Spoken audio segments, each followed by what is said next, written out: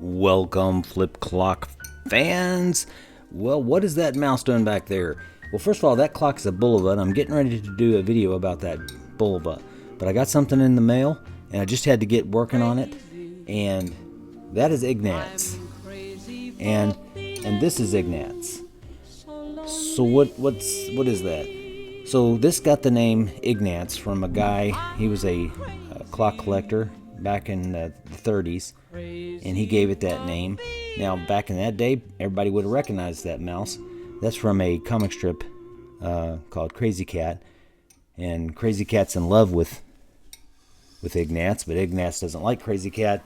Well, he doesn't want any romance, so he'll throw a brick at the back of the cat's head. Krazy Kat takes that as a sign of love. That comic strip was published from 1913 to 1944. And it influenced a lot of people, including Charles Schulz, Bill Watterson, who did Calvin and Hobbes. Even there's, in Pulp Fiction, you can see a nod to Krazy Kat and Ignatz. Well, in that movie, Vince and Jules had to get cleaned up.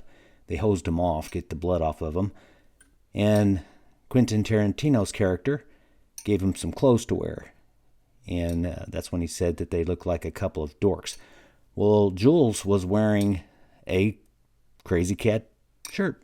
You can actually get replicas of that on eBay. So that's the cultural reference of this guy and his brick. So this clock, I want to tell you about this clock. And, well, I'm not going to encourage you to get one unless you're crazy, because I've spent a lot of time getting this working the way it is right now. When I first got this, it was new old stock, or new in box, like they say, and it was not working. This cord was wrapped around here and had broken. So I did have a replacement. Actually got it in anticipation. So I got a replacement, but then it still didn't work. Now I didn't know how this worked. So how this is working. First of all, that is a tethered ball escapement. Now, escapement is the way the clock lets out the spring tension, because this is a wound clock.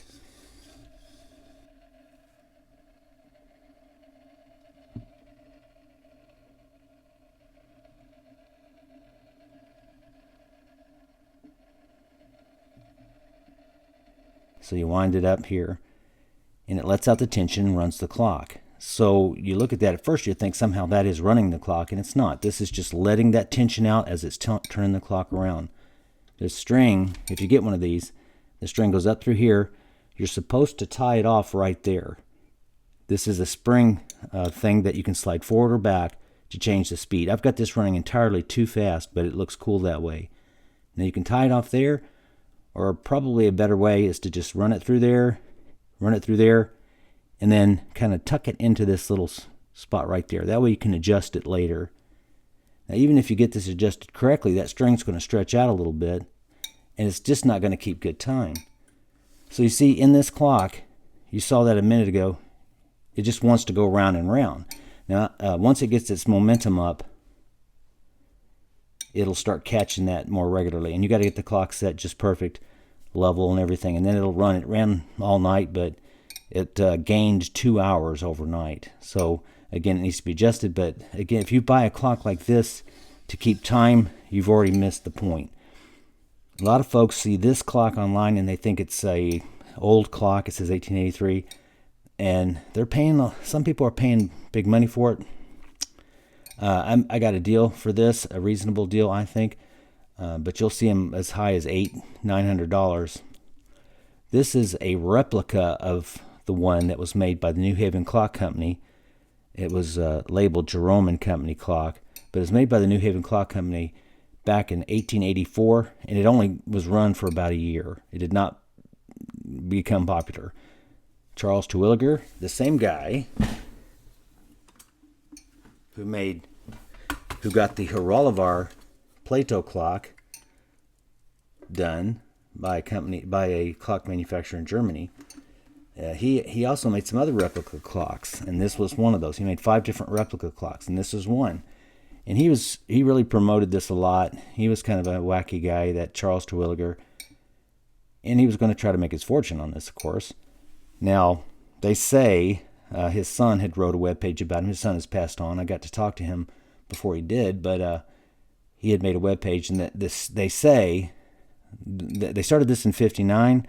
By 1967, they had sold about 10,000. It probably stopped production around 1969. So you can try to guess how many of these are out there.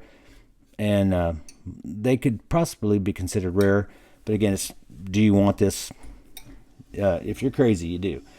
Because this was new in box, this right here, this is a sleeve that fits over top of a steel pole. And this arm moves with that sleeve. The grease that they had used was completely hardened.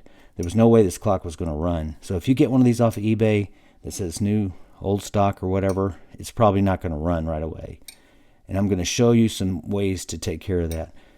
I'm just going to let that run while I'm doing this. But first of all, to get this off, the first time you do this, it's going to be a little harder.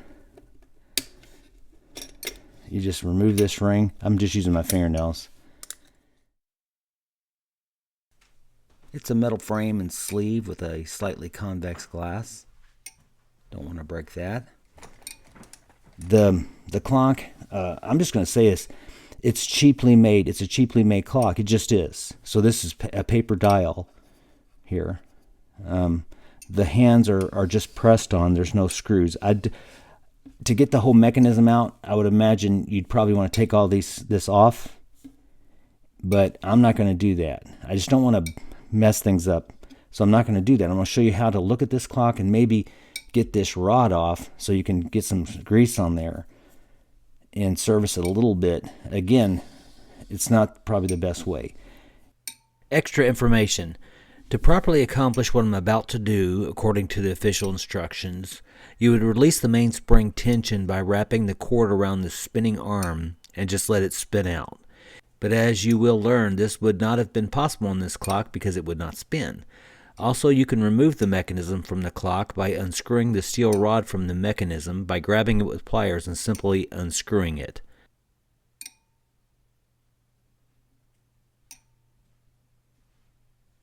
In a second, I'm going to show you how to let down the spring. Springs in these clocks and in other tick-tock clocks, they're under a lot of power. If you release the spring in this clock too fast, you could tear it up. You can destroy it. This is the winding key. It's just part of it. Sometimes you can actually use the winding key to let down the spring. In this case, you're not going to be able to because this just unwinds. You'll see what I'm saying in a minute. So that's our key. It's a wind-on key. This is the time set here, and this just pulls off. Now, I'm going to, let's see, I guess I'll probably take these off first. These, if you're tightening these, you want to be careful because these go right into the wood. They're wood screws. I'm trying to be careful not to nick the clock. It was in really good shape, and I'm going to put marks on it. Like I said, the finish is it's complete, but it's there. See, I'm getting ready to screw it up on camera. All right, so there's that. Now you can see our post here. You can see the mechanism a little bit here. And I got to be really careful for what's going to happen next. Okay, so the best way I found to get to the place where I need to be is to go ahead and remove this plate. And I hope I don't tear it up on camera. That's what I'm afraid I'm going to do. Because I do like this.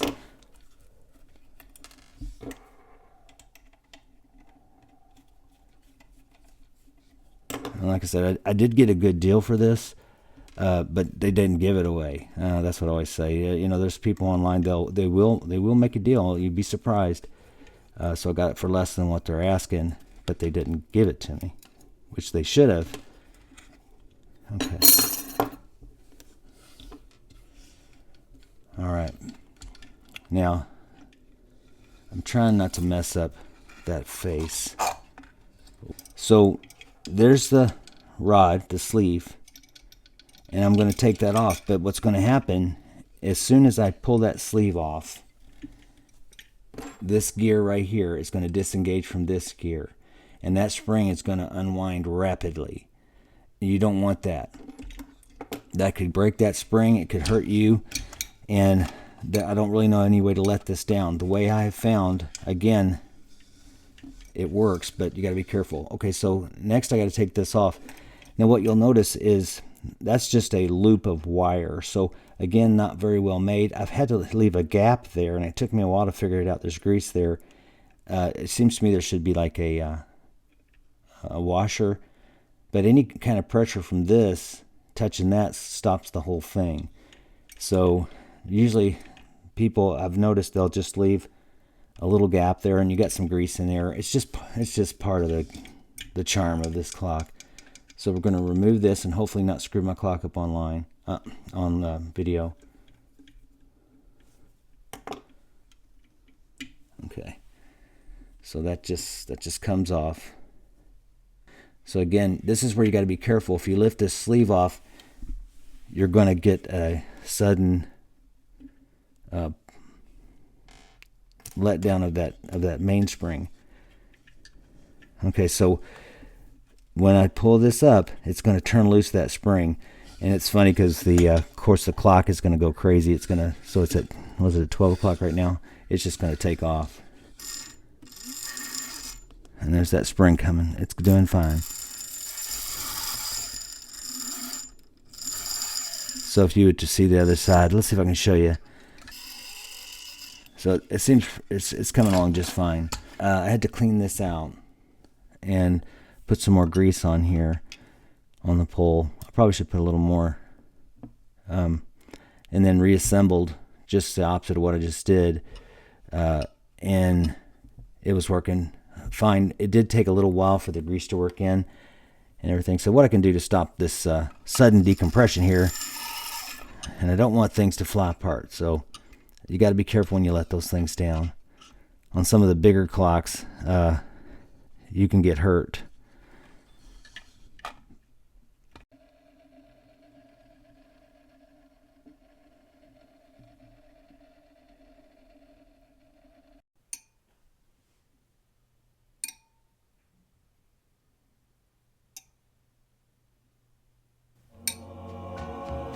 Crazy for thinking that my love could hold you.